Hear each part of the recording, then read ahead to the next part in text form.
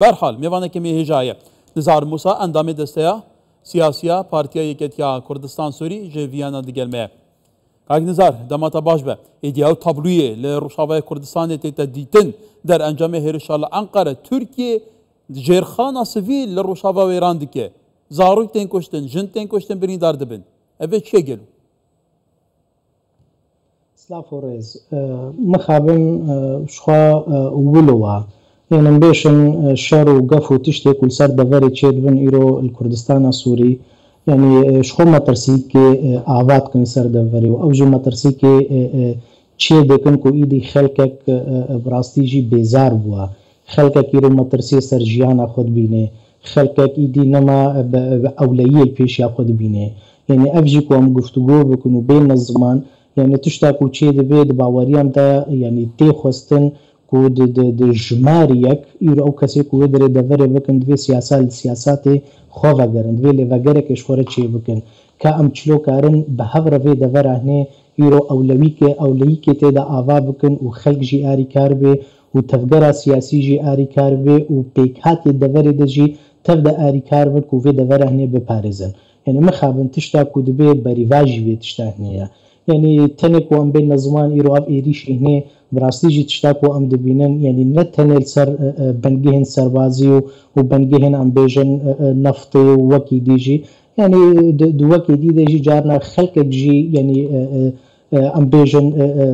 ضرر جيد بيني وخلق جي يعني جيانا وات كبن مطرسيه دا وترسك سر خلقي وسر جيانا خلقي وسر بيشروجا خلقي وبيشروجا دفرجي آبادي بلي بلي كايك نزار البطر أمي بحثي آياتك قرآن بيروز بيجا الفتنة أشد من القتل كواتا فطنيت كت جلشون دي مصر دماكم روفان دكوجا أي بويا سدام كوس تركيا هجت هذا تركيا أفهر شابو صار شباب كردستان بين أنجامدان كجارا دوامه قالوا ما نظن در أنجام هرشة لأنقرة يا 2023 شب سالي روشابا إينا بوجارا كدن هجت داني شو هذا برساقل لك يقرن يعني أبنى بوجارا يكم ونيا دوام ونيا سيام مخابن جصالا وفردا سرانسري دفرا كردي سوريا أمي بوي بحثي بكن وهروها العراق يجي يعني تشتا أم دفينن كو إيرو يعني درس جفي سياسات الناي قرتن وأف درساكو ناي قرتن تاني مترسيكي وتاني يعني تعدي جدواري سياسي دا بيدا الجدفري وخسر خلقي دفري بيفا تشيناكي يعني إيرو تاني يعني وقتي أم بيجن ولا أم آليكي سياسيين أو أم سياسات دكن أو جي برنسيب هند في أم بيك بين دمكاربن خلقي أولوية واب باريزن دمكاربن سياستك راستقين الدفري تشيبكن ودمكاربن خوا بكن وكو كيانكي وكو ريفا بريكش خلقي رأف تشت نايكرن تشتاكو تيكرن بريفاجي وي تيكرن ومهانة وهنجت وتشت جهيزن دور دوري را وبطايبات تركيا را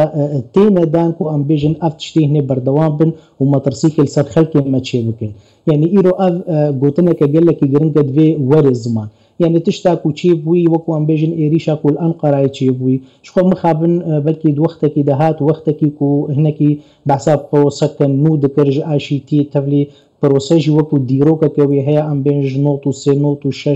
2013 حتى 15 بلكي دوانا فادجي يعني نچونه سري براستي افجي يعني وكو بروسيكي كو تيزمان يعني وكو كو هركز جيزالي وسر راغانا جي وسر تحليل سياسي جي يعني وكو برسفكي بو خيايا وكو هردو آلية كو نوكا الهفدود ميزينا دا آلية دناف بله كايك نزار البطا يعني برس أفا نبرسك لاين دارية أفا واقعي كحاشا هل نگرتيه گلو پگه که بو ویه که دیگه بو دما پرسا کردان لترکیه پیش ودشه مینا نوتوسیان 2015 شهر خندقه مینا کنها هیه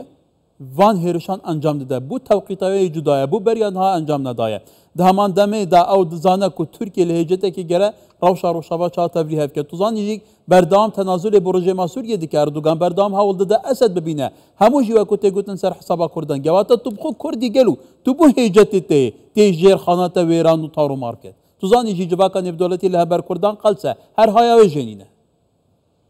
بله اف جی تیوی واتی کو یک اراده وینه دستیوی دبی و بویرنگی هنی بی جبر تشتا کو چی دبی یعنی کو ام بین سر روشا کن هل دفری هی یعنی او جی مبحثات دو آلیا کر مبحثات تشتی نوکه هفید بریاری دکر يعني مخابن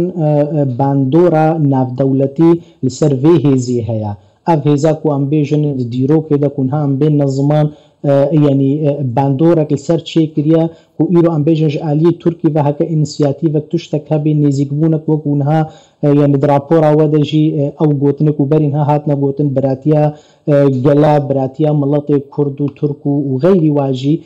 شخوا اف قوتنا التنك وحتى قوتنا السياسي جبن جرك ام في بيجن نخلك كي دي في بيجن جبر يرو ام دويره وشيدنك وام في بيجن وام صدر بي كاربكن لما خابن تشتاكو تيكرن بلكي يرو اوجي جريدايه هنكي بفا تشتي كل دفاري تشيدبن وافشاري الهريمي تشيدبن كو هنكي ام بيجن هكر ترك ايدي بوش برجونديا و في بخوازن انيشياتيفا بكن بلكي هيزا كدي الدفاري هي وكو هيزا ام بيجن ايراني وكو او ايدي بلكي نجبر جونديا ويكو بهيلي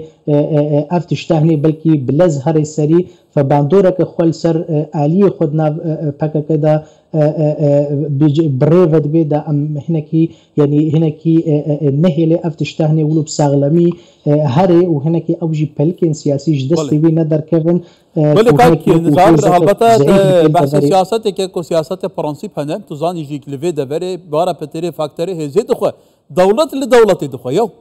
اسرائيل وايران دوزل هزين دفري لا يبدو دخل يدي هر تشتك بچك اگرو اسني كلاي دبه تاشان گرنگ او هزين بباندورين كردان لفي كي تيب گهن كنها روش الله تناوين دفري كي فكري يا هري گرم بارا بتري شكل دتقن تاشان گرنگ باوي كي بالدار براغماتيز واقعي سردمانه لسرخوا بهالشيخوا تعامل قلبي برسيبكن جبوكو كورتون دي زرارنا كان شو كيشا مظن افا يعني ايرو وقتي د روشا گشتيان نورمال دا بلكي جار وجار اف تشتهني تشيدمون لي مخابن كو ايرو يعني اف دمك كو اف قربالغيا زيدل دفري د روشا ناف دولتي دا و دروشا هريمي دا ياكو تشيد بي ياكو تي خوستن هر هيزك وكرد بالطايبات يعني خوجيب باريزن مخابن ام دبينن ايرو كو باندورا كسر آلينا تيكرن كو هناك روشا كرديجي تيك هاري و اوجي ام بيجن بهتر ما ترسيل سر كردا و هبونا و تشيبكن يعني بسياستك ندرستانا بسياستك خلط يرود باوريان دا بلكي شاشيتي هاري مزنا تيكرن کو برانبری وی گرک ام بیژن سیاست کدی هاتبانه کرن جبر گوهارتن چید بنو سیاست دجی وم هو گوهارتنا دینه بر چاوی خو او هنه کی ام بیژن تشتا هری نه باش دینه بر چاوی خو سر وی کار بکې دا یک بکې ارمان جی خو لیا ام دبینن ایرو بریواجی وی او جی براستی کې شک مزنه وسکنان جيرد ويكو امسر بسكنن لمخابن او خيايا برنگ كي دي تكرن يبجا از نزانم حتى تش دفري هناكي يعني بلكي اللي وغرك تشيب بي ان اف خلق كارب اللي وغرك شوره تشيبكن از باورم بلكي جوي واري دركتيا وتاني ند تيوري دجي وند براكتيكي دجي بلكي ايدي كارن وببن سري جبر وكما اولي اني زمان تم ارادهك واراده وانا دستواده بي مساله كدي ولی نظار موسی اندامه دست سیاسی پارتی که کردستان سوری لویانا لنمسا یلی سپاس